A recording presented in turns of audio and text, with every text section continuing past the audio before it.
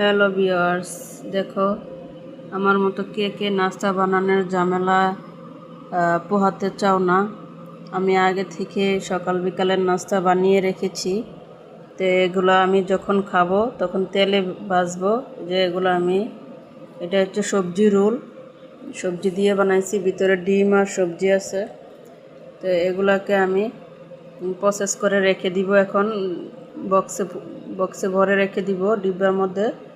তো এগুলা আমি যখন খাবো তখন আমার যতটুকু প্রয়োজন অতটুকু প্রয়োজন অনুপাতে আমি আমি নাস্তা বানিয়ে বানিয়ে ভেজে ভেজে তখন খাবো চায়ের সাথে।